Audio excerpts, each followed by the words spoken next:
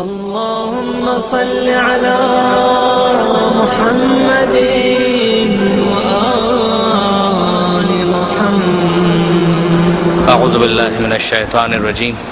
بسم اللہ الرحمن الرحیم. الحمد للہ رب العالمین والصلاة والسلام علی اشرف الانبیاء والمرسلین سیدنا و مولانا ابی القاسم محمد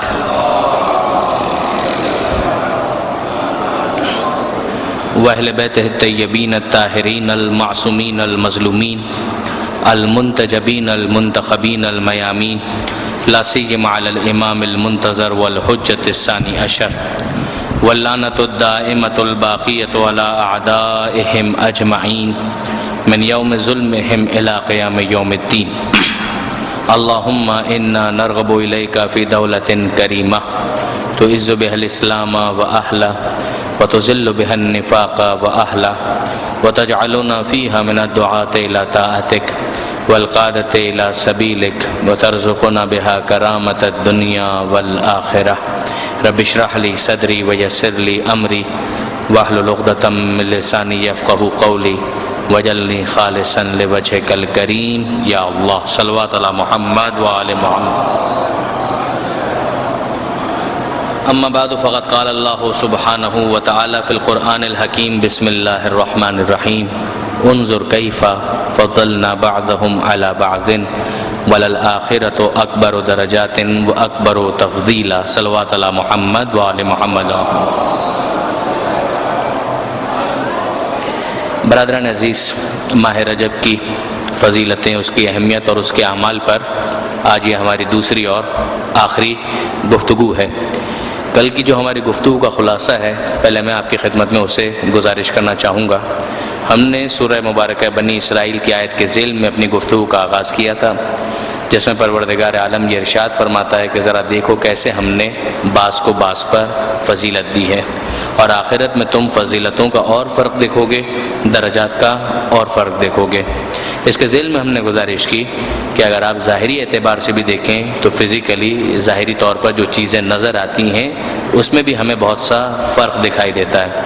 یہ پروردگار عالم نے رکھا ہے. اور اس کے علاوہ اگر ہم معنوی اعتبار سے بھی دیکھیں تو ہمیں بہت زیادہ فرق بہت ساری چیزوں میں نظر آتا ہے. انسان ظاہری اعتبار سے بھی مختلف ہیں. کسی کا قد لمبا ہے، کسی کا چھوٹا ہے، کسی کا رنگ کالا ہے، کسی کا رنگ گورا ہے، کسی کی آواز بھاری ہے، کسی کی آواز باریک ہے، کسی کا رنگ سانولا ہے، کسی کا رنگ کس اور انداز کا ہے، بالوں کے رنگ مختلف ہیں، نقوش مختلف ہیں، فنگر پرنٹس مختلف ہیں. اسی طریقے سے مختلف جگہوں کے اندر اور مختلف زمانوں اور موسم کے اندر بھی ہمیں ظاہری اعتبار سے بھی فرق دکھائی دیتا ہے. سردی کا موسم ہے وہ گرمی سے جدا ہے، باہر کا موسم ہے وہ خزاں سے جدا ہے. اسی طریقے سے جو ریگستان کی جب زمین ہے وہ سبزہ زار کی زمین سے مختلف ہے. یہ فرق معنوی اعتبار سے بھی ہمارے سامنے پیش کیا گیا. ظاہر معنویات کی دنیا وہ ہے کہ جب تک ہمیں اس کی طرف متوجہ نہ کیا جائے ہم اسے اپنی آنکھ سے محسوس نہیں کر سکتے. اسی لیے اگر ہم ظاہری اعتبار سے دیکھیں تو خانہ کعبہ جہاں مکہ میں ہے تو وہاں پر گرمی زیادہ ہوتی ہے، لیکن اس گرمی کے باوجود معنوی اعتبار سے تاثیر اس کی بہت زیادہ ہے. یہ فرق ہمیں ہر جگہ نظر آتا ہے. مثلا نجف ہو، کربلا ہو، یا مشہد ہو، یا قم ہو، یا کوئی بھی جگہ ہو، زمین ہو، اس زمین کے اندر صرف ظاہری اعتبار سے ہم جو فرق محسوس کر سکتے ہیں وہ مادی دنیا کا فرق ہے.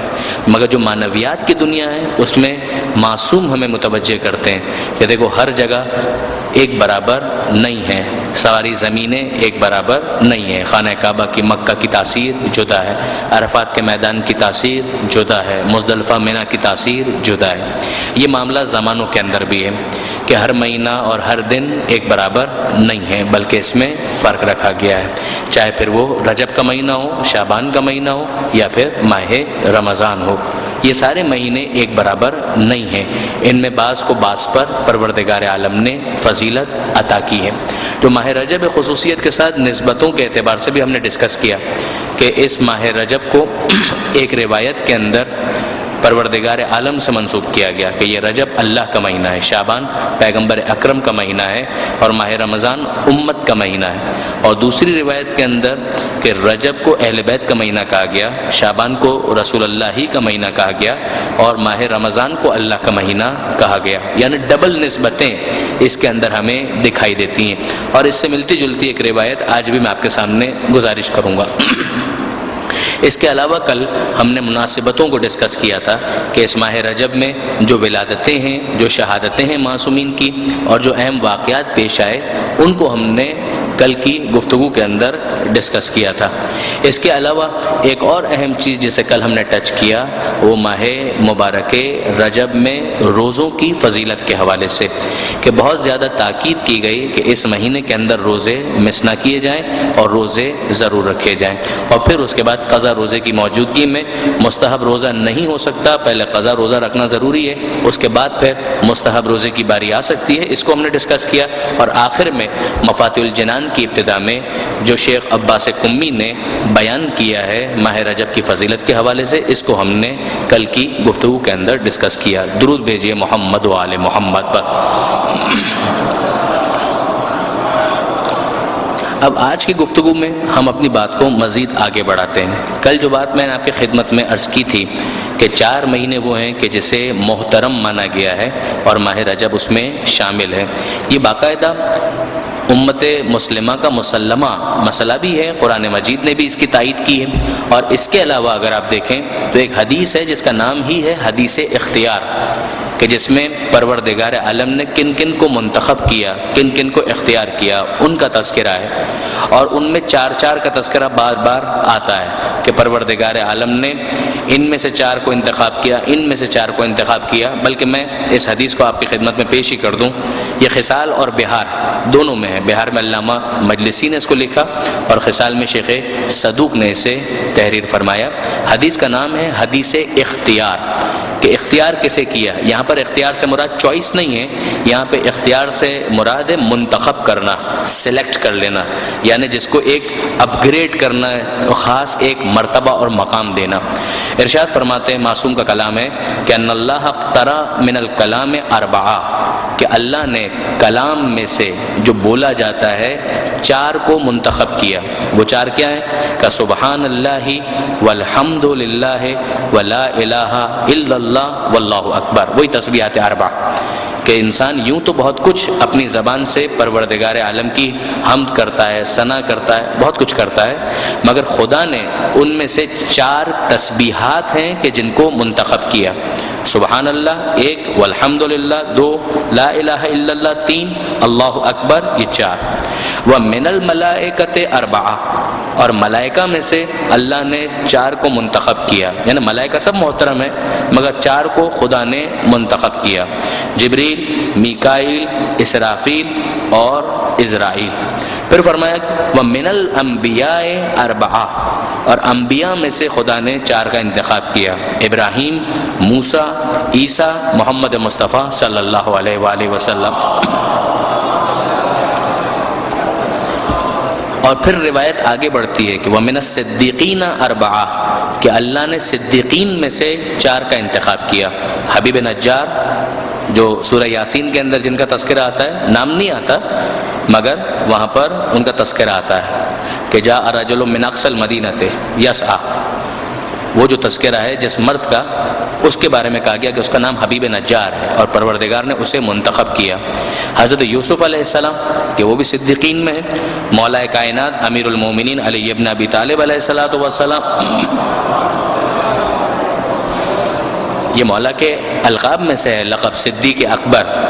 اب وہاں پہ بہت ساری جو چیزیں گڑبڑ ہوئے ہیں اس کے اندر یہ بھی ہے کہ مولا کے بہت سارے فضائل کا ادھر شفٹ کرو ادھر شفٹ کرو، ورنہ مولا کے فضائل میں، مولا کے القاب میں صدیق اکبر بھی شامل ہے، فاروق اعظم بھی شامل ہے۔ بہرحال جناب یوسف علیہ السلام مولا کائنات، اور چوتھا روایت کے اندر نہیں لکھا ہوا، اب وہ پرنٹنگ میں آنے سے رہ گیا، کاتب کی غلطی سے رہ گیا، یا راوی بھول گیا، جو بھی ہو، لیکن بعض علماء نے اس کے اندر ایک گیس ورک کیا ہے، کیلکولیشن کی ہے کہ شاید اس سے مراد مومن آل فرعون ہے، کہ جس کا تذکرہ سورہ غافر کے اندر 40واں سورہ قرآن مجید کا اس کے اندر آیا کہ جس موقع پر حضرت موسیٰ علیہ السلام کو قتل کیا جانا تھا اس نے درمیان میں آ کر انٹروین کیا تھا. رجل مؤمن من آل فرعون یکتم ایمانہ، کہ اس نے کہا جو رجل بھی تھا، مومن بھی تھا آل فرعون میں سے، جس نے اپنے ایمان کو چھپایا ہوا تھا. اور پھر یہ روایت آگے بڑھتی ہے کہ وَمِنَ الشُّهَدَاءِ أَرْبَعَةٌ، اللہ نے شہداء میں سے 4 کا انتخاب کیا. اور پھر اس کے بعد وَمِنَ النِّسَاءِ أَرْبَعَةٌ، کہ عورتوں میں سے 4 کا انتخاب کیا، جناب آسیہ، جناب مریم، جناب خدیجہ اور جناب فاطمہ زہرا سلام اللہ علیہا.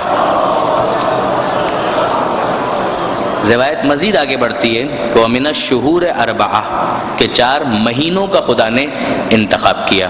اور یہاں پر پھر جن 4 مہینوں کا تذکرہ کیا گیا یہ وہی 4 مہینے ہیں جنہیں اشہر الحرم کہا گیا، یعنی وہ 4 محترم مہینے کے جن میں ایون جنگ و جدال بھی حرام ہے، جس کے اندر رجب، ذیقعدہ، ذی الحجہ اور محرم. وَمِنَ الْبُقْعَاءِ أَرْبَعَةٌ، اور 4 زمینوں کو خدا نے منتخب کیا کہ مکہ، مدینہ، کوفہ اور بیت المقدس. وَمِنَ الْأَيَّامِ أَرْبَعَةٌ، اور 4 دنوں کو خدا نے منتخب کیا، انہیں اختیار کیا، جس میں عید الفطر، عرفہ، بقر عید اور جمعے کا دن. یوم العرفہ یعنی 9 ذی الحجہ، بقر عید یعنی 10 ذی الحجہ اور ہر ہفتے جمعے کا دن کہ یہ اللہ نے منتخب کیا.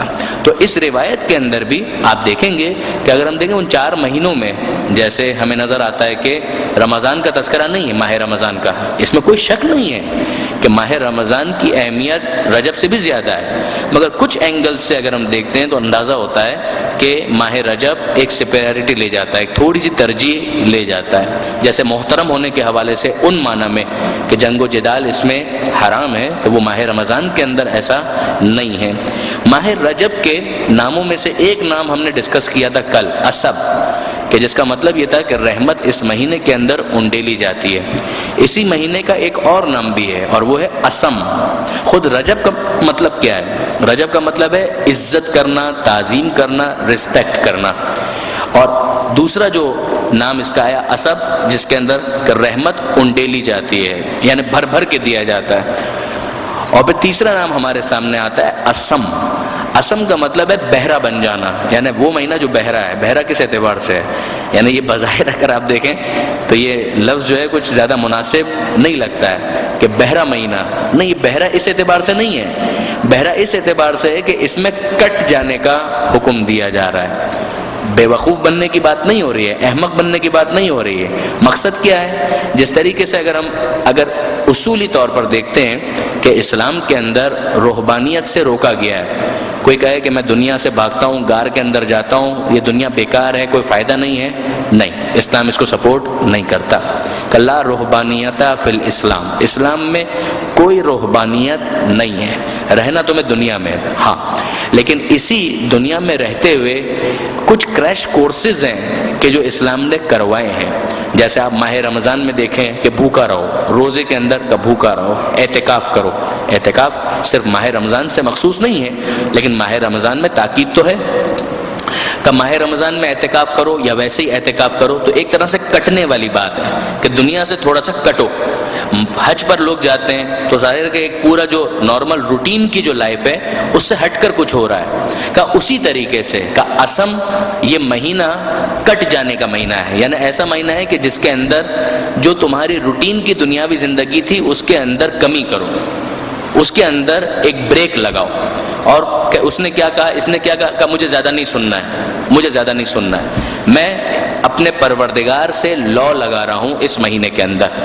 کہ یہی چیز اگر 12 مہینے کرو کہ نہیں، ایکسیپٹیبل نہیں ہے، لیکن اس مہینے میں ریاضت کرو. اس مہینے کے اندر تھوڑا اپنے روٹین کے اندر اس طرح سے تبدیلی لے کر آؤ کہ میں اور میرا خدا، بس باقی تمام تر اپوائنٹمنٹس وہ سب کے سب بعد میں. البتہ اس کا یہ مطلب نہیں ہے کہ انسان احمق بن جائے. اسی لیے علماء کرام نے یہ ارشاد فرمایا کہ اس کے اندر جیسے وہ والی بات جو کل بھی آئی تھی، اسی بات کو علماء کرام نے بھی اپنے الفاظ میں بیان کیا کہ مثلا حملہ بھی نہ کرو. اگر تم کو لگتا بھی ہے کہ جواز ہے، ڈیلے کرو. اس مہینے میں اپنے دشمن پر بھی حملہ نہ کرو، مگر بے وقوف نہ بنو. اگر وہ حملہ کر رہا ہے تو کم سے کم اتنا چوکنا تمہیں ہونا چاہیے، کان اتنے تمہارے کھلے ہونے چاہیے کہ اگر دشمن حملہ کرے تو تم اسے جواب دے سکو. ہاں، خود سے کم اس مہینے کے اندر اندر حملہ نہ کرو. تمہاری طرف سے پہل اس مہینے کے اندر ہر صورت میں نہیں ہونی چاہیے، ایون اگر جواز بھی ہے تو بھی نہیں ہونا چاہیے. اور دوسرے معاملات کے اندر بھی کوشش کرو کہ جتنا ہو سکے دنیاوی ڈے ٹو ڈے افیئرز جو ہیں ان کو ڈیلے کر دو. اس مہینے کے اندر ان میں زیادہ نہیں پڑو. کہ مثلا گھر میں رنگ کروانا ہے، کہا نہیں یہ رجب کا مہینہ ہے، اس میں نہیں کروانا ہے، خامہ کا ڈسٹرب ہو جائیں گے اور عبادت میں خلل پڑے گا. کوئی کہے کہ مثلا مجھے اس مہینے کے اندر پکنک پر جانا ہے. پکنک پہ جانا حرام نہیں ہے، لیکن پکنک پہ جانا ہے کہ پکنک پہ جائیں گے تو اس کے نتیجے میں مثلا میری عبادت ڈسٹرب ہو جائے گی. البتہ اگر کسی کا پلان یہ ہے کہ پکنک پر جا کر وہاں پر ایک پرفضا مقام پر عبادت کریں گے، ہے بھی نہ دار، کوئی اشکال نہیں ہے. صرف اس اعتبار سے کہ دنیاوی معاملات جتنے کم سے کم ہو سکیں وہ اس مہینے کے اندر رکھے جائیں. پھر اس کے بعد ایک اور بات کی طرف بھی ہمیں توجہ کرنی چاہیے، جس کے لیے ابھی بھی ممکن ہے کہ کوئی عمل کرنا چاہے تو عمل کر سکے، اور وہ ہے عمرہ. کہ اس مہینے میں عمرہ رجبیہ کا جتنی فضیلت ماہ رجب کے عمرے کی ہے، ماہ رمضان کے عمرے کی بھی اتنی فضیلت نہیں ہے. برادران اہل سنت کے اعتبار سے اگر آپ دیکھیں تو وہ ماہ رمضان کے عمرے کی بہت زیادہ ایک تاکید کرتے ہیں. غلط نہیں ہے، اچھا ہے، لیکن ہمارے یہاں یعنی فقہ جعفری کے اعتبار سے رجب کے مہینے کے عمرے کی جتنی تاکید ہے، ایون ماہ رمضان کے عمرے کی بھی اتنی تاکید نہیں ہے. عمرہ تو جب بھی انسان کرے اچھا ہے، ثواب ہے، بہت خوب ہے. حج اصغر سے اس کو تعبیر کیا گیا ہے کہ چھوٹا حج ہے عمرہ کرنا، لیکن ماہ رجب جو ہے اس کی اہمیت بہت زیادہ ہے. یہاں تک کہ معصوم سے جب کسی نے یہ سوال کیا کہ مولا میرے لیے امکان نہیں ہے کہ اگر میں اپنے گھر سے نکلوں تو رجب میں مکہ پہنچ پاؤں گا. اب ظاہر ہے کہ اس زمانے کو آپ تھوڑا سا ویژوائز کریں کہ اس زمانے کے اندر جب 4 گھنٹے کی فلائٹ میں مکہ یا جدہ لوگ نہیں پہنچتے تھے، بلکہ اگر نکلے ہیں تو مہینہ 2 مہینہ 3 مہینہ لگے گا پھر جا کر پہنچ پائیں گے. تو کسی نے جب سوال کیا کہ مولا میں نہیں پہنچ پاؤں گا، مجھے معلوم ہے اگر میں نکلا تو گھر سے نکل جاؤں گا رجب میں، لیکن جب پہنچوں گا تو رجب گزر چکا ہوگا، تو میں کیا کروں؟ تو اس میں معصوم نے اس کو سمجھایا کہ بھئی حج یا عمرہ شروع ہوتا ہے احرام سے. احرام اگر پہن لیا تو عمرہ سٹارٹ. امام نے فرمایا کہ تم اپنے گھر سے ہی احرام باندھ کر چلو، وہیں سے نیت کر کے چلو، نظر کر کے احرام باندھو اور اپنے گھر سے ہی عمرے کو شروع کر دو. چاہے پھر تم 2 مہینے کے بعد بھی پہنچو، یہ مان لیا جائے گا کہ تم نے رجب ہی کے اندر عمرہ کیا ہے. اس کی موجودہ اس میں مثال یہ بنے گی کہ فرض کیجئے کہ چاند رات کو کوئی مدینہ منورہ سے نکلنا چاہتا ہے، شعبان کی چاند رات، یعنی جس میں معلوم ہے کہ اگر 2-3 گھنٹے کے بعد سورج غروب ہوگا اور چاند نکل آئے گا، یا سورج غروب ہوگا اور چاند نکل آئے گا، اور امکان ہے کہ پہلی شعبان ہو جائے. تو وہ اگر جانتا ہے اور وہ وہیں سے نیت کر لے تو جیسے اس نے نیت کر لی، اب چاہے اگلے دن پہلی شعبان بھی ہو مگر اس کو ثواب جو ہے وہ رجب کے عمرے کا ہی ملے گا. یعنی یہ مسئلہ اتنا امپورٹنٹ تو بنتا ہے کہ امام نے اس کو ٹالا نہیں ہے. امام نے اس کو یہ نہیں کہا کہ کیا فرق پڑتا ہے، رجب کا عمرہ نہیں ملے گا تو شعبان کا ملے گا، ماہ رمضان کا مل جائے گا. امام نے کہا یہ نہیں، بلکہ تم اپنے گھر سے یہ ثواب حاصل کرنا اور اس کے لیے پریشان ہونا بالکل جسٹیفائیڈ ہے، یعنی صحیح ہے، تم صحیح پریشان ہو رہے ہو کہ رجب کے عمرے کا ثواب مس ہو جائے گا. یہ تمہارا پریشان ہونا بالکل درست ہے، بالکل ٹھیک ہے. لہٰذا اپنے گھر سے ہی نظر کر کے احرام باندھو اور اس کے بعد پھر تمہارا عمرہ شروع ہو جائے گا. چاہے پھر تم مہینے 2 مہینے کے بعد وہاں پہنچ کر عمرے کے باقی افعال کو انجام دو، کوئی حرج اور کوئی اشکال اس کے اندر نہیں ہے. تو یہ مسئلہ اس اعتبار سے بہت زیادہ امپورٹنٹ بنتا ہے. ایک اور بات جس کی طرف کل بھی ہم نے گزارش کی تھی، آج تھوڑا سا بات کو مزید آگے بڑھائیں کہ جو ماہ رجب کے روزوں کی اتنی تاکید ہے کہ ماہ رجب کے روزے مس نہیں ہونے چاہیے، ماہ رجب کے روزے بہت امپورٹنٹ ہیں. تو روایتوں کے اندر خود مولانا صادق حسن صاحب نے اس کو انٹرپریٹ کیا. وہ فرماتے ہیں کہ بالکل صحیح بات ہے کہ ماہ رجب کے روزوں کا تذکرہ ہے، وہاں پر کہیں پر بھی مستحب روزوں کا تذکرہ نہیں آیا ہے. یعنی وہاں پر جو لفظ آیا ہے وہ ہے کہ من صام یوما من رجب اولہ او اوسطہ او آخرہ، کہ جو کوئی بھی رجب کے مہینے میں روزہ رکھتا ہے اور 3 روزے رکھے، مثلا اس کی ابتدا میں، اس کے درمیان میں اور اس کے اختتام پر، تو اس کو یہ فائدہ ملے گا. وہ بھی ہم روایت مکمل کرتے ہیں.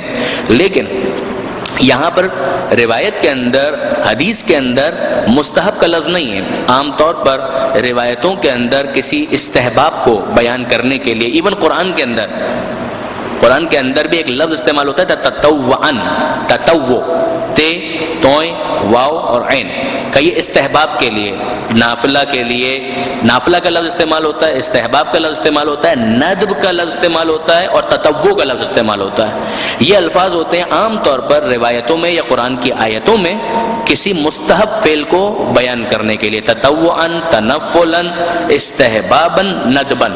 لیکن ہم رجب کی جب روایتوں میں دیکھتے ہیں جہاں روزوں کا تذکرہ ہے تو وہاں پر استحباب کی ان میں سے کوئی ایک اصطلاح بھی استعمال نہیں ہوئی، نہ مستحباً کہا گیا، نہ تطوعاً کہا گیا، نہ تنفلاً کہا گیا اور نہ ہی ندباً کہا گیا۔ یعنی کیا مطلب؟ کہ مطلب یہ ہے کہ انسان کوئی بھی روزہ اس مہینے میں رکھے، اب اگر وہ نافلہ روزہ یا مستحب روزہ اپنے قضا روزے کی وجہ سے نہیں رکھ سکتا تو بھی جو قضا روزہ وہ رکھ رہا ہے وہ یہی مانا جائے گا کہ اس روزے کے ذریعے سے وہ رجب کی اس فضیلت کو حاصل کر رہا ہے، وہ مس کچھ بھی نہیں کر رہا۔ یعنی کل جو بات ہم احتمال کے طور پر کہہ رہے تھے وہ یقینی طور پر اسی طریقے سے کہ جب وہ ماہ رجب میں اپنے قضا روزے کو رکھے گا تو گویا اس روایت پر عمل کرنے والا بنے گا۔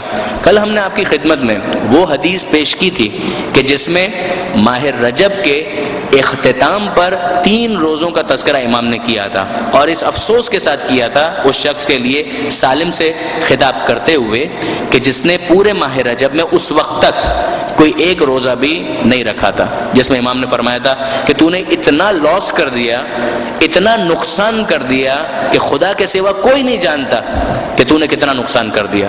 کوئی انسان نہیں جانتا، کوئی ملک نہیں جانتا، صرف خدا جانتا ہے کہ تو نے کتنا نقصان کر دیا اگر تو نے اس مہینے میں ایک روزہ بھی نہیں رکھا۔ پھر اس نے سوال کیا تو امام نے کہا کہ ہاں ابھی بھی اگر تو ایک روزہ رکھ تو یہ فائدہ، 2 روزے رکھ تو یہ فائدہ، 3 روزے رکھ تو یہ فائدہ۔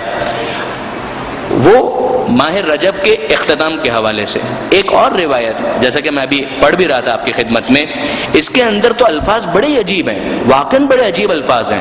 یعنی اگر ایک دینی بیک گراؤنڈ کے ساتھ اس روایت کو نہ سمجھیں تو احساس ہوتا ہے کہ کہیں انسان گمراہ نہ ہو جائے جو بات اس کے اندر بیان کی جا رہی ہے۔ امام نے ارشاد فرمایا کہ من صام یوما من رجب اولہ او اوسطہ او آخرہ، نہیں، باقاعدہ بتایا کہ اگر پہلی یعنی ایک روزہ کسی نے اگر رکھ لیا ماہ رجب کے اندر تو اس کو کتنا ثواب ملے گا؟ کہ وجبت لہ الجنہ، جنت تو اس کے لیے واجب ہو جائے گی، وہو فی درجتنا یوم القیامہ، اور وہ ہمارے درجے میں ہوگا قیامت کے دن۔ یعنی عجیب روایت ہے کہ وہ ہمارے درجے میں ہوگا قیامت کے دن۔ اب ظاہر ہے کہ درجے میں ہونا، ایک بنگلے کے اندر مالک بھی ہوتا ہے، اس کا ڈرائیور بھی ہوتا ہے، کام کرنے والی خادمہ بھی ہوتی ہے، سب ایک ہی جگہ ہوتے ہیں مگر فرق ہوتا ہے۔ بالکل اسی طریقے سے اتنا تو ہمیں سمجھ میں آتا ہے کہ وہاں درجے میں اگر ہوں گے بھی تو وہ آقا ہونے کی حیثیت سے اور ماننے والے غلام ہونے کی حیثیت سے۔ پھر آگے یہ جو روایت بڑھتی ہے تو عجیب ہے، اس کی تو تعویل کرنا بھی بہت مشکل ہوتا ہے، یعنی واقعاً عجیب الفاظ ہیں۔ ارشاد فرماتے ہیں امام کہ اگر کسی نے ماہ رجب میں 2 روزے رکھ لیے تو اسے کہا جائے گا کہ نئے سرے سے اعمال شروع کرو، جو پیچھے گزر گیا وہ سب معاف ہو گیا، وہ سارے کا سارا بخش دیا گیا۔ اور پھر اس کے بعد فرماتے ہیں کہ اگر کسی نے 3 روزے رکھے تو اسے چاہیے کہ نئے سرے سے اعمال شروع کرے، جو ماضی میں تھا وہ بھی معاف کر دیا گیا، جو آگے خدا نہ کرے اگر ہو جائے گا وہ بھی معاف کر دیا گیا۔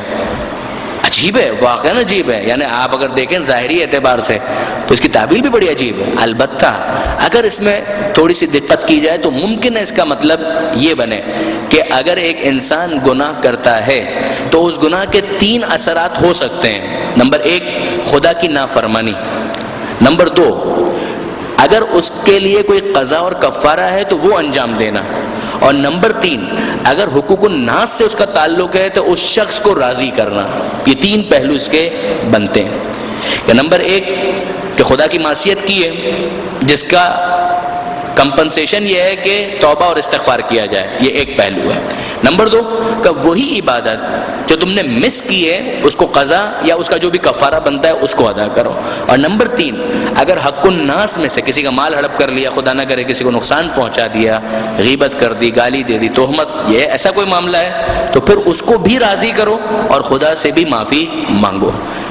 اب اس اعتبار سے اگر دیکھیں تو سمجھ میں آتی ہے بات کہ اگر جو اس نے گناہ کیا تھا اور اس کے مقابلے پر جس توبہ کا مطالبہ تھا گویا وہ توبہ سیٹل ڈاؤن ہو گئی، اس توبہ کو رائٹ آف کر دیا گیا، یعنی اس مطالبے کو ختم کر دیا گیا. وہ توبہ اس کی گویا سمجھانے کے لیے کہ آٹومیٹیکلی کنسیڈر کر لی جائے گی.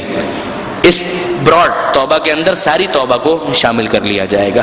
لیکن جو قضا اور کفارہ ہے وہ تو دینا ہے.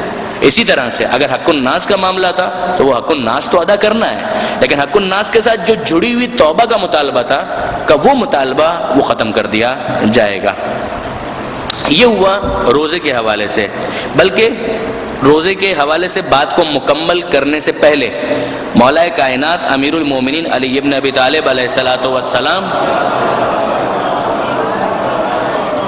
مولا کا یہ فرمان پڑھنا بھی بہت مناسب ہے مولا کے بارے میں، کہ روایت کے اندر یہ آیا ہے کہ کان امیر المومنین، جب رجب کا مہینہ آتا تھا تو مولا امیر المومنین یقوم رجبا و یصوم، کہ اس رجب کے مہینے میں قیام بھی کرتے تھے اور روزہ بھی رکھتے تھے، یعنی نمازیں بھی بہت زیادہ پڑھتے تھے.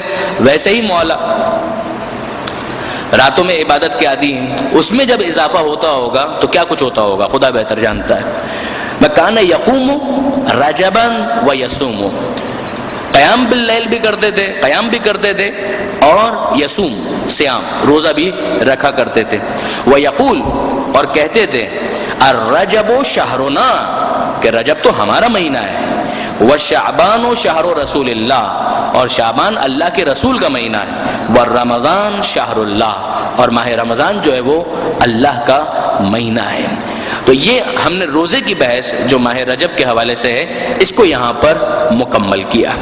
اب اس کے بعد اگر ہم دیکھتے ہیں تو ہمیں اندازہ ہوتا ہے کہ اسی ماہ رجب میں ایک اور بہت اہم چیز جس کا تذکرہ بہت زیادہ کیا گیا اور بڑے عجیب انداز سے کیا گیا وہ ہے صدقہ.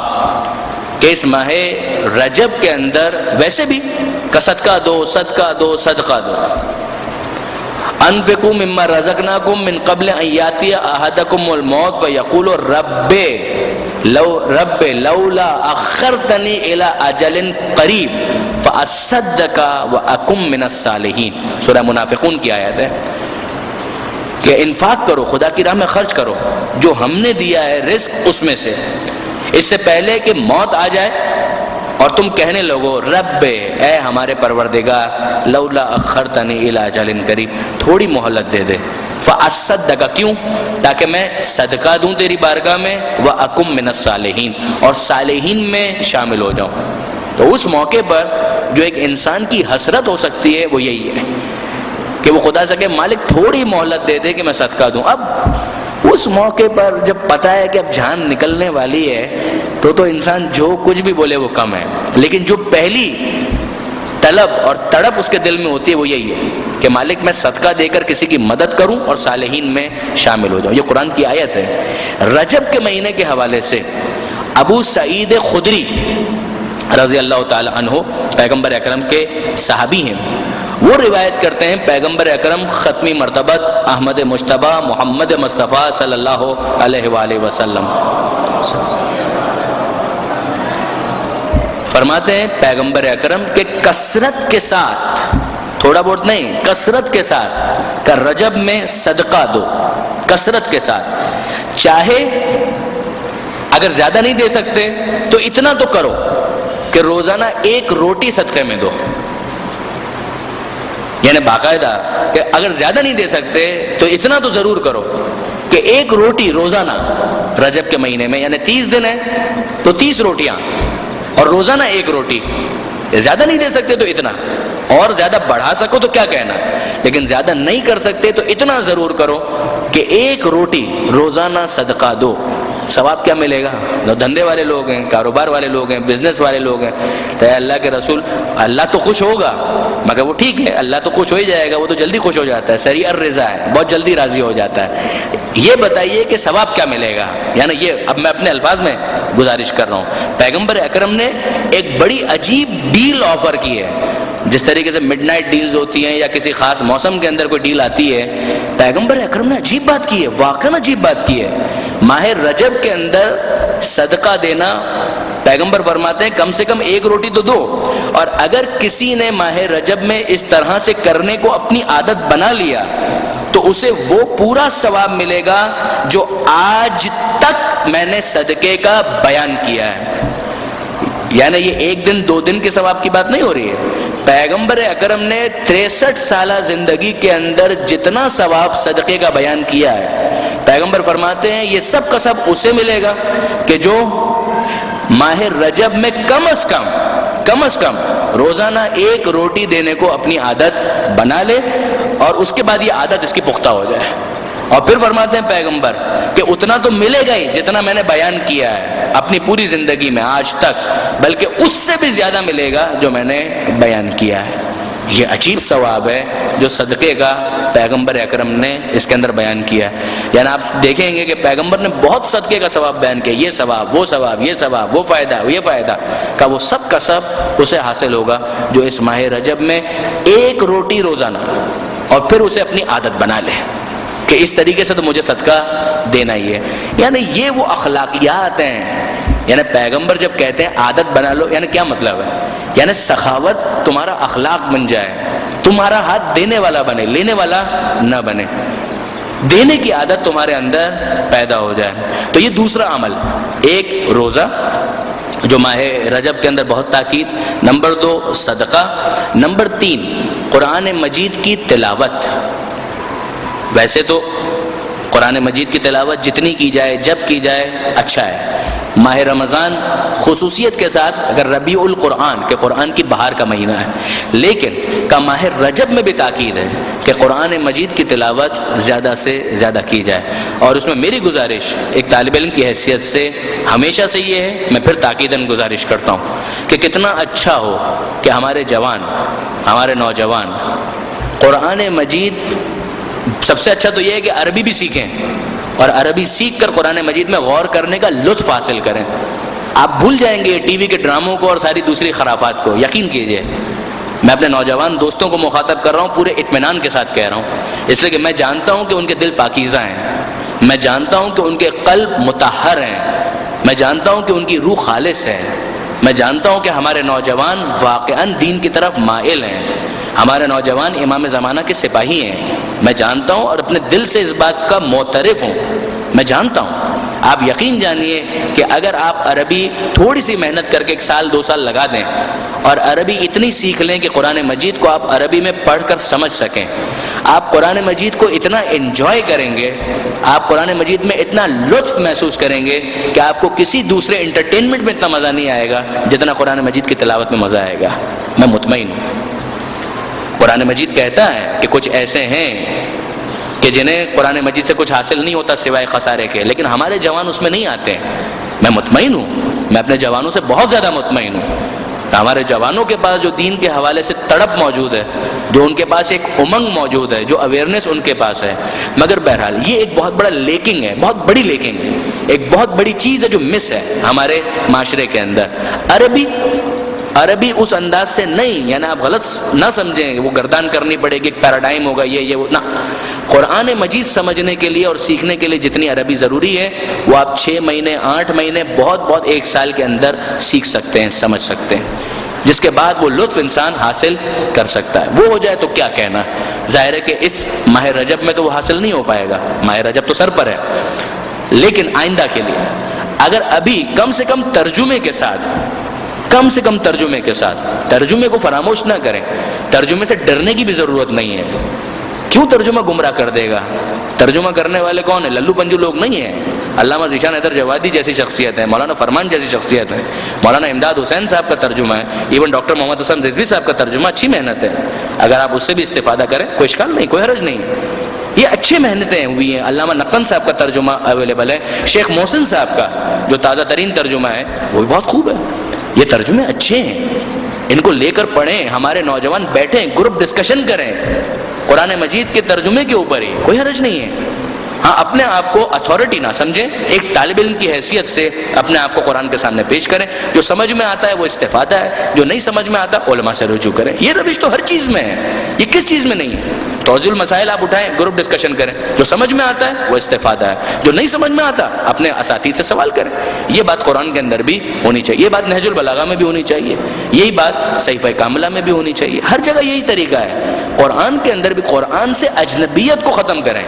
ہمارے معاشرے میں قرآن سے اجنبیت کو ختم ہونا چاہیے، مہجور نہیں ہونی چاہیے یہ کتاب۔ ماہ رجب اس کے لیے بہت اچھا ایک لانچنگ پیڈ بن سکتا ہے کہ 10 پاروں کو اگر آپ ماہ رجب کے اندر فوکس کریں، پھر 10 پاروں کو شعبان میں فوکس کریں، اور پھر 10 پاروں کو ماہ رمضان کے اندر فوکس کریں۔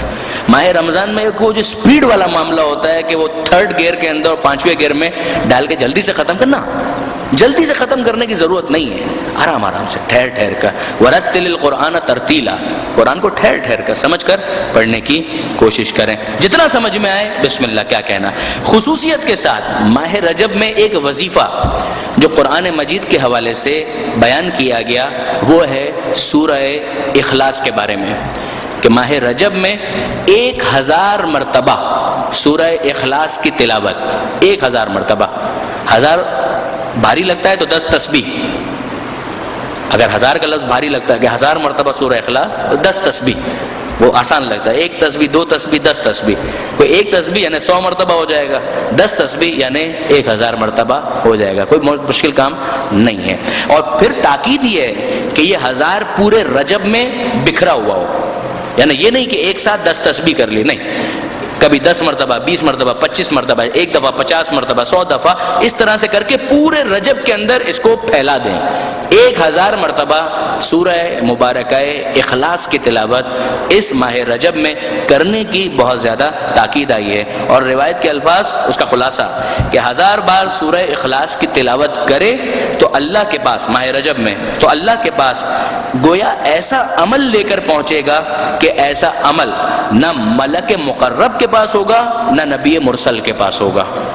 عجیب ہے، یعنی اب نبی مرسل بھی یہی عمل لے کر پہنچے تو ظاہر ہے اس کا ویٹیج اور بڑھ جائے گا، یعنی اس ایزمپشن پر کہ فرض کیجئے ان کے پاس یہ عمل نہ ہو تو پھر یہ ایسا عمل بنے گا کہ جیسا ان کے پاس بھی نہ ہو، لیکن اگر وہ خود ہی یہ عمل لے کر پہنچ جائے تو ظاہر ہے دوسرے سارے اعمال کے ساتھ اس عمل کی کیفیت وہاں پر اور زیادہ ہو جائے گی۔ ظاہر ہے کہ معصوم ہیں یا انبیاء ہیں وہ تو اس عمل کو کرتے ہی رہے ہوں گے، لیکن ہمیں بھی کرنے کی تاکید کی جا رہی ہے کہ ہم بھی اس عمل کو انجام دیں۔ تو یہ ہو گیا سورہ مبارکہ اخلاص کے حوالے سے، یعنی قل هو اللہ احد کے سورہ کے حوالے سے۔ اس کے علاوہ اگر آپ مفاتیح الجنان کے اندر دیکھیں گے تو مختلف تسبیحات ہیں کہ جو اس مہینے کے اندر تاکید ہیں۔ مثلا کل ہی ہم نے ایک بات کی تھی کہ استغفر اللہ و اسألہ التوبہ، کہ بہت زیادہ اس کی تاکید ہے کہ انسان یہ پڑھے، استغفار کرے اور کہے کہ اے اللہ میں تجھ سے مغفرت طلب کرتا ہوں اور تجھ سے توبہ طلب کرتا ہوں۔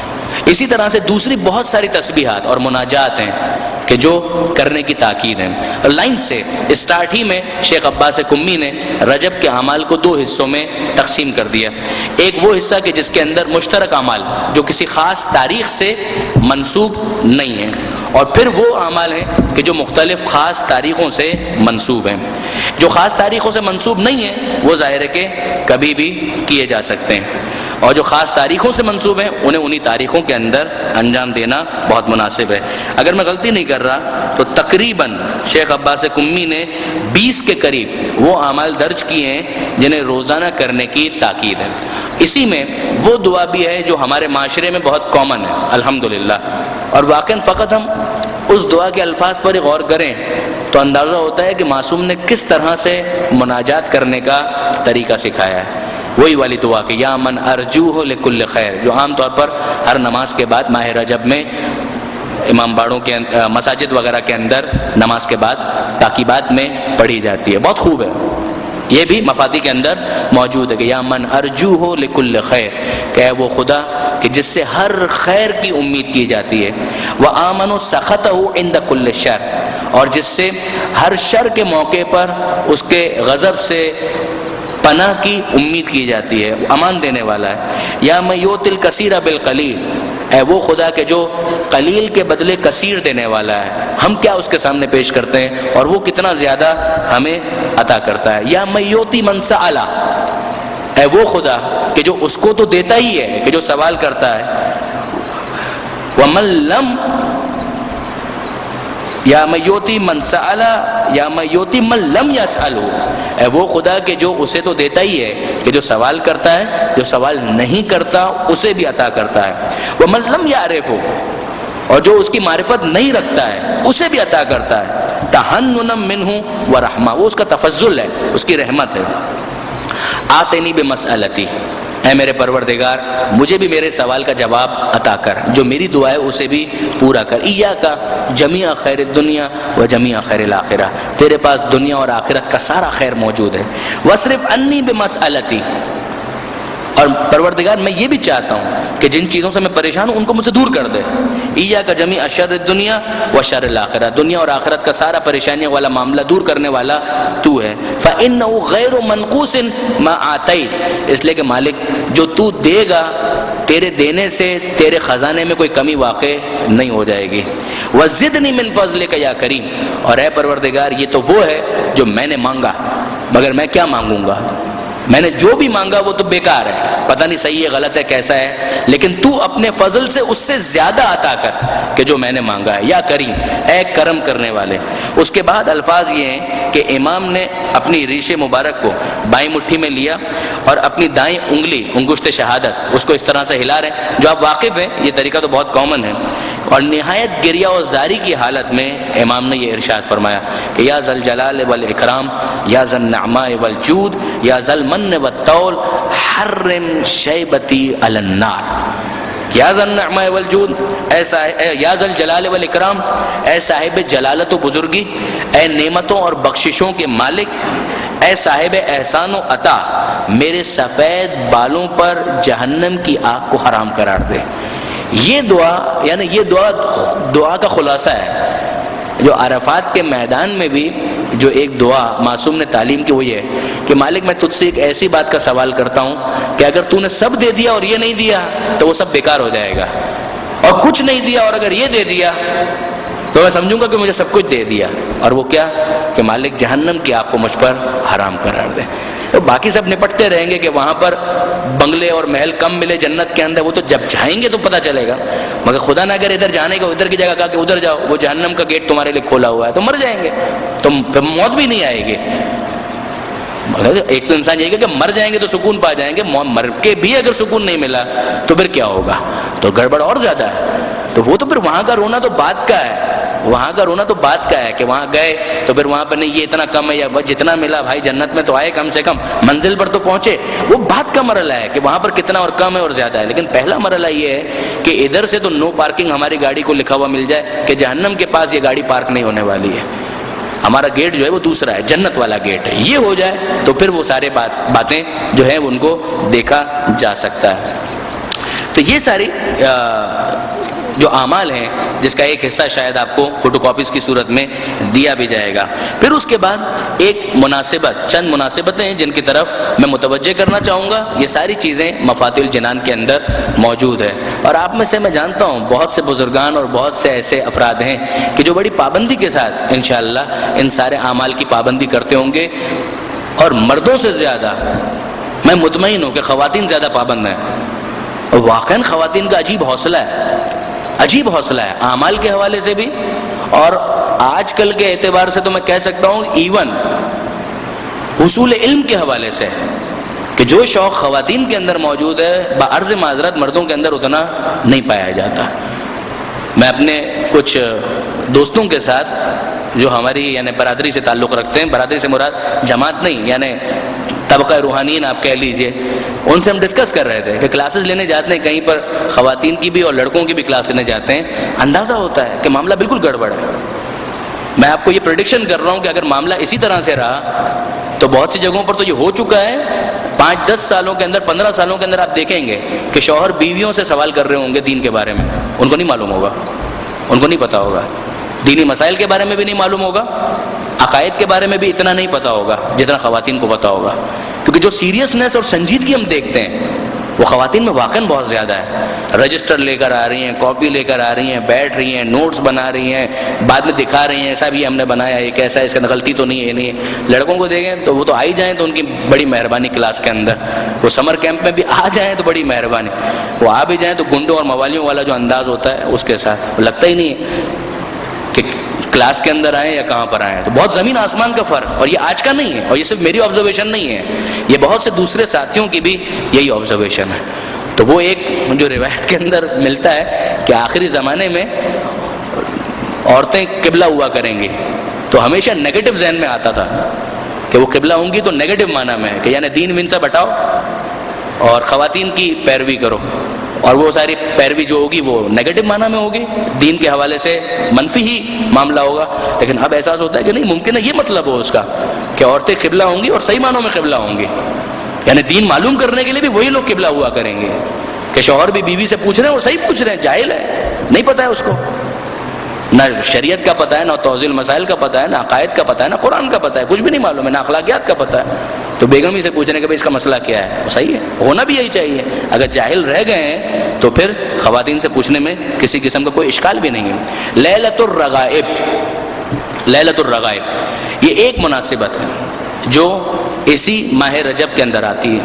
لیل یعنی رات, رغائب یعنی رغبتوں والی رات, وہ رات جس کے اندر رغبت ہے, یعنی بہت زیادہ اس کے اندر موٹیویشن ہے, بہت زیادہ کنونس کیا گیا ہے کہ ایک رغبت یعنی جس میں انسان ایک لانگنگ فیل کرتا ہے, کہ ایک اٹیچمنٹ سا آ جاتا ہے. کہ اس رات پہلی شب جمعہ جو ماہ رجب کی ہے اس کا نام ہے لیلۃ الرغائب, اور اس کے کچھ خاص اعمال ہیں کہ جو مفاتیح الجنان کے اندر شیخ عباس قمی نے لکھے ہوئے ہیں. میں صرف متوجہ کرنا چاہ رہا ہوں کہ لیلۃ الرغائب پہلی شب جمعہ بہت امپورٹنٹ ہے, اسے مس نہ کیا جائے.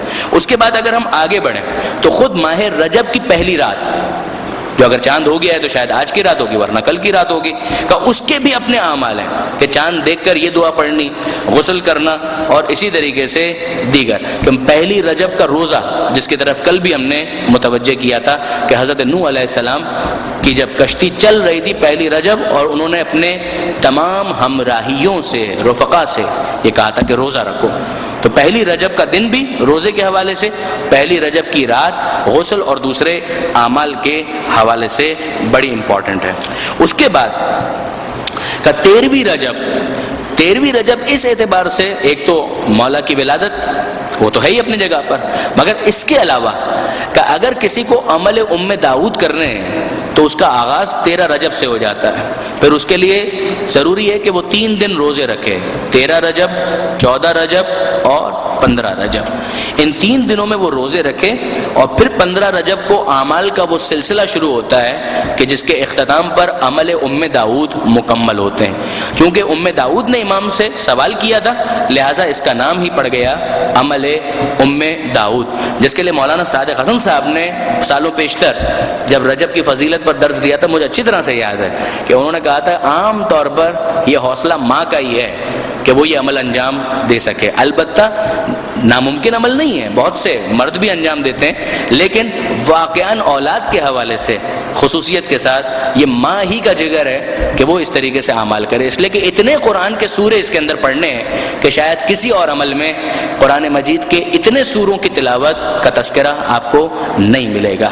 اس اعمال کا ایک خلاصہ میں اگر گزارش کروں تو وہ یہ ہے کہ 13, 14 اور 15 ان 3 دن روزے رکھے, اور پھر 15 رجب کو تیسرے روزے کے موقع پر حالت روزہ ہی میں زوال کے وقت غسل کرے, زوال یعنی ظہر کی نماز کے ٹائم پر غسل کرے, اور زوال کے فوراً بعد نماز ظہر اور عصر بجا لائے, رکوع اور سجدے میں خوف خدا اور عاجزی کا اظہار کریں, اور پھر اس کے بعد خلوت کی جگہ پر بیٹھ جائے, تنہائی, یہاں پر کوئی ڈسٹرب کرنے والا نہ ہو, نہ بچہ آ رہا ہے, نہ کوئی اور آ رہا ہے, نہ ٹیلی فون بج رہا ہے, نہ موبائل, کچھ نہیں, نہ ٹی وی کی آواز آ رہی ہے, نہ ریڈیو کی آواز آ رہی ہے, کچھ نہیں, نو ڈسٹربنس, کوئی وہاں پر تنگ کرنے والا نہ ہو, تنہائی میں جا کر بیٹھ جائے, اور پھر اس کے بعد یہ اعمال شروع کرے.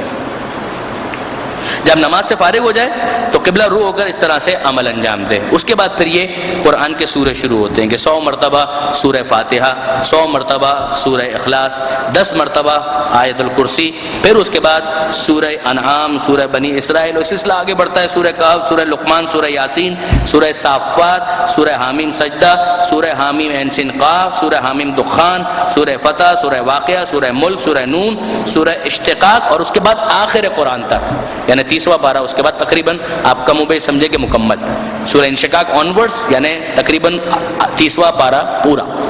ابتدائی 2-3 سورے کو چھوڑ کر باقی سارے سورے اس میں آ گئے. کہ یہ پڑھے اور اس کے بعد قبلہ رخ ہو کر ایک دعا ہے 4-5 صفوں کی، کہ اسے انجام دے، اسے پڑھے. اور جب یہ دعا مکمل ہو جائے تو اس کے بعد کوشش کرے کہ جب خدا سے اتنا راز و نیاز کیا ہے تو آنکھوں سے آنسو نکل آئے، چاہے مکھی کے پر کے برابر ہی آنسو نکلے، یعنی اتنا کم ہو مگر اتنا آنسو نکل آئے. کہ یہ قبولیت دعا کی علامت ہے کہ گویا پروردگار نے دعا کو قبول کر لیا. اس کے بعد پھر خدا کی بارگاہ میں دعا کرے، انشاءاللہ وہ دعا حتماً پروردگار عالم نے قبول کر لی. یہی سمجھنے کا، اس لیے کہ اس کے اندر جو محدثین کے الفاظ ہیں کہ یہ مجرب ہے، ہم نے خود آزمایا ہوا ہے، اس کو آپ آزما کر دیکھیں. تو اس اعتبار سے واقعاً بڑی ہی اہمیت والی یہ دعا اور بڑا ہی اہم یہ عمل ہے جو ماہ رجب کے اندر ہو سکتا ہے. ماہ رجب سے ہٹ کر یہ عمل شاید نہیں ہو سکتا، یا اتنا فائدہ بہرحال اس کا نہیں ہوگا. جو عمل ام داؤد کا ماہ رجب کے حوالے سے خاص تعلق بیان کیا، خود امام نے بیان کیا ہے، لہٰذا ماہ رجب ہی کے اندر اس کو انجام دینا چاہیے. اس کے علاوہ 15 رجب کو امام حسین علیہ السلام کی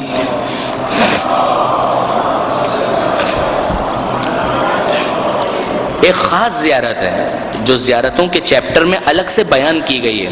مفاتیح الجنان کا اگر آپ انڈیکس دیکھیں گے تو اس انڈیکس کے اندر زیارتوں کا الگ ایک چیپٹر ہے. ایک تو عمومی زیارت ہے امام حسین کی، زیارت وارثہ آپ پڑھ لیں، وہ سب اپنی جگہ بڑی امپورٹنٹ ہے، لیکن کا ایک خاص زیارت ہے جو 15 رجب کی مناسبت سے آئی ہے. کا اس کی بھی تاکید ہے کہ 15 رجب کو وہ زیارت سید الشہداء ضرور پڑھی جائے. پھر 27 رجب کی جو رات ہے شب معراج، اور پھر 27 رجب کا دن یوم مبعث، اس میں خاص مولا کائنات کی ایک زیارت ہے. ایون شیخ عباس قمی نے ابن بطوطہ کے حوالے سے، جو علماء اہل سنت میں سے بھی تھے، مشہور سیاح جنہوں نے دنیا گھومی تھی، اس زمانے میں دنیا گھومنا واقعاً بہت بڑا کمال تھا. یعنی یہ آوارہ گردی کی جو صفت ہے اس زمانے میں پوری دنیا کے لیے پیدا کرنا، یہ بھی بڑی ہمت اور حوصلے کا کام تھا، مگر کیا تھا انہوں نے. تو وہ کہتے ہیں کہ 27 رجب کو وہ پہنچے، اور 27 رجب کے حوالے سے انہوں نے دریافت کیا اور انہیں معلوم ہوا کہ نجف اشرف کے اندر جہاں سارے کے سارے شیعہ ہوتے ہیں کہ وہ خاص معجزے کی جگہ ہے اور معجزے کا دن ہے 27 رجب. کہ جب مولا کائنات کے حرم سے تو ویسے ہی معجزے ہوتے ہیں، لیکن خاص 27 رجب کا یہ خاص ایک مناسبت ہے مولا کائنات کے حرم اور معجزوں کے ساتھ، کہ بہت سے اپاہج، بہت سے لا علاج مرض میں مبتلا افراد کا 27 کی شب اور 27 کا دن یہ وہ موقع ہے کہ جب وہاں سے شفا یاب ہوتے ہیں. جس کے بعد پھر شیخ عباس قمی نے یہ تاکید کے ساتھ لکھا ہے کہ لوگ اس واقعے کو بعید نہ سمجھے جو واقعات ابن بطوطہ نے نقل کی ہیں، کیونکہ ان مشاہد مشرفہ سے اتنی کرامات ظاہر ہوئی ہیں کہ جن کا شمار نہیں ہو سکتا. اور دوسری باتیں اس حوالے سے، تو 27 رجب پھر ایک اہم مناسبت ہے، رات بھی اور دن بھی. دن روزے کے حوالے سے بہت زیادہ اہم دن بنتا ہے 27 رجب کا، ویسے تو بنتا ہی ہے پورا ماہ رجب کے اندر آخری 3 روزے وہ شروع 27 سے ہی ہوں گے، لیکن 27 رجب اس اعتبار سے بھی کہ سارا سال جن روزوں کے لیے بہت زیادہ تاکید آئی ہے ان میں ایک روزہ 27 رجب کا بھی ہے. یہاں پر میں اپنی بات کو مکمل کرتا ہوں اور پروردگار عالم سے دعا کرتا ہوں. نہیں، ایک بات رہ گئی بیان کرنا، وہ بات مناجات کے حوالے سے، دعا کرنے سے پہلے مناجات کے حوالے سے، کہ اگر آپ کوئی لیٹسٹ ایگزامپل مناجات کی جاننا چاہتے ہیں کہ خدا کو کس طرح سے مخاطب کیا جائے، امام زمانہ کو کس طرح سے مخاطب کیا جائے، تو آیت اللہ العظمیٰ سید علی خامنائی ان کا جو جمعے کے دن کا خطبہ ہے اس خطبے کا اختتام جو آخری 7-8 منٹ ہیں اس کو ضرور سنیے گا. فارسی میں ہے حالانکہ، لیکن ممکن ہے کہ آپ کو انگلش سب ٹائٹلز کے ساتھ کہیں انٹرنیٹ پر مل جائے. اگر نہ ملے اور واقعاً کوئی والنٹیئرز یا کوئی تنظیم یا کوئی آرگنائزیشن یہ کام کر سکے کہ آغا خامنہئی نے اپنے اس خطبے میں آخری 7 منٹ 8 منٹ اس کے اندر اختتام پر بالکل امام زمانہ کو مخاطب کیا، اور کس طریقے سے مخاطب کیا ہے، انتہائی سادگی کے ساتھ، جس میں نہ آواز بہت زیادہ بلند ہے لیکن بڑی سادگی کے ساتھ، مگر آپ اس تاثیر کو واقعا محسوس کریں کہ جہاں وہ امام زمانہ کو مخاطب کرتے ہیں کہ اے سید من، اے مولا من، کہ اے میرے سید، اے میرے مولا. 2-3 دفعہ یہ جملہ کہا ہے انہوں نے، اے سید من، اے مولا من. اور پھر وہ فرماتے ہیں کہ جو مجھے کہنا تھا میں نے کہا، آگے بھی کہتا رہوں گا، آگے بھی اسی طرح سے کہتا رہوں گا. یعنی اے میرے مولا، جو مجھے کہنا تھا میں نے کہا، آگے بھی میں اسی طرح سے کہتا رہوں گا.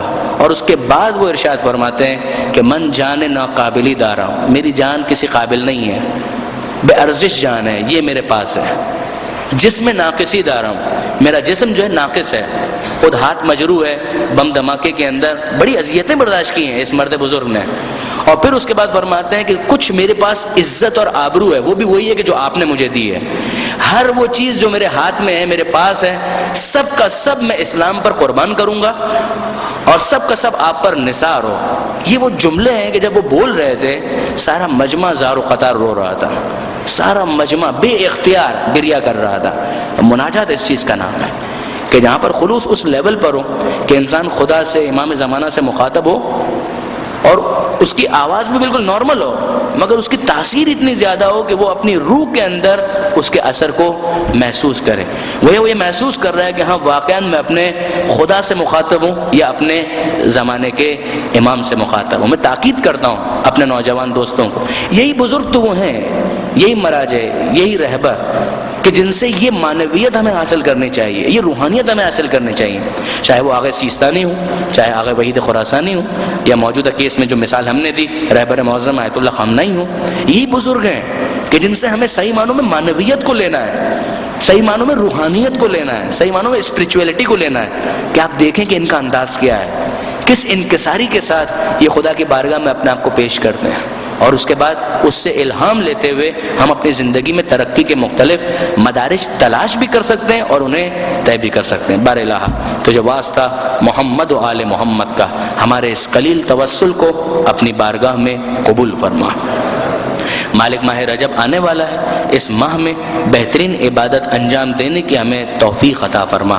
مالک ہم کیا اور ہماری اوقات کیا، ہم بھی ناقص، ہماری عبادتیں بھی ناقص، مگر تو کامل، تیری رحمت کامل. ہماری ناقص عبادتوں کو اپنی کامل رحمت کے طفیل قبول فرما.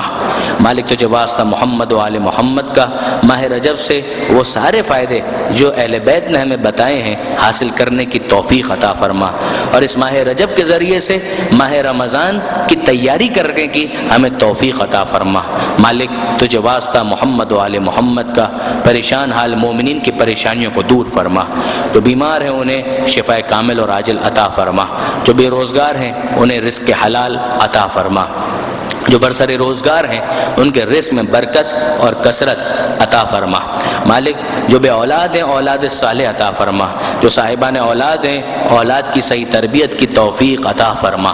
مالک تجھے واسطہ محمد و آل محمد کا ہمیں اپنی اصلاح، اپنے اداروں کی اصلاح، اپنے گھرانوں کی اصلاح، خصوصاً اپنے تعلیمی اداروں کی اصلاح زمانے کے امام کی خواہشات کے مطابق کرنے کی توفیق عطا فرما. مالک آل محمد کے ماننے والے جہاں کہیں بھی آباد ہیں ان کی جان، مال، عزت و آبرو کی حفاظت فرما. خصوصاً پاکستان میں مومنین کی حفاظت فرما. ڈیرہ اسماعیل خان اور پارا چنار کے مومنین کی مدد اور نصرت فرما. مالک ہمارے دشمنوں، ہمارے شہداء کے قاتلوں کو نیست و نابود فرما. مالک وطن عزیز پاکستان کو استحکام عطا فرما. وطن عزیز کو ہر قسم کی داخلی اور خارجی پریشانیوں سے محفوظ فرما. وطن عزیز سے دہشت گردی اور دہشت گردوں کا خاتمہ فرما. موجودہ جنگ میں پاک فوج کو فتح و نصرت عطا فرما۔ مالک تجھے واسطہ محمد و آل محمد کا، تمام علماء کرام، مراجع اعظام، مقام معظم رہبری اور انقلاب اسلامی کی حفاظت فرما۔ اس انقلاب کو زمانے کے امام کے انقلاب سے متصل فرما۔ اس انقلاب کے بدخواہوں، اس انقلاب کے دشمنوں اور اس انقلاب کے بارے میں برا سوچنے والوں کو نیست و نابود فرما۔ مالک زمانے کے امام کے ظہور میں تعجیل فرما، ہمیں ان کے آوان و انصار میں شمار فرما۔ ربنا تقبل منا انکا انت السمیع العلیم وتب علینا انکا انت التواب الرحیم۔ ایک سورہ فاتحہ اور 3 مرتبہ سورہ اخلاص کی التماس۔ تمام ارواح مومنین و مومنات کے ایصال ثواب کے لیے، آپ حضرات و خواتین کے ایصال مرحومین کے ایصال ثواب کے لیے، ہمارے شہداء، ہمارے گزشتگان علماء مراجع، خصوصیت کے ساتھ ڈیرہ اسماعیل خان اور پارا چنار کے شہداء کے ایصال ثواب کے لیے، رحم اللہ من قرأ الفاتحہ۔ بسم اللہ الرحمن الرحیم، الحمد للہ رب العالمین الرحمن الرحیم مالک یوم الدین، إياك نعبد وإياك نستعين اهدنا الصراط المستقيم صراط الذين أنعمت عليهم غير المغضوب عليهم ولا الضالين بسم الله الرحمن الرحيم قل هو الله أحد الله الصمد لم يلد ولم يولد ولم يكن له كفوا أحد بسم الله الرحمن الرحيم قل هو الله أحد الله الصمد لم يلد ولم يولد ولم يكن له كفوا أحد بسم الله الرحمن الرحيم قل هو الله أحد الله الصمد لم يلد ولم يولد ولم يكن له كفوا أحد اللهم اغفر للمؤمنين والمؤمنات والمسلمين والمسلمات الأحياء منهم والأموات تابع بيننا وبينهم بالخيرات إنك مجيب الدعوات إنك على كل شيء قدير اللجن اللجن يا مولا اللجن اللجن اللجن اللجن اللجن اللجن اللجن يا صاحب السماء اللجن اللجن اللجن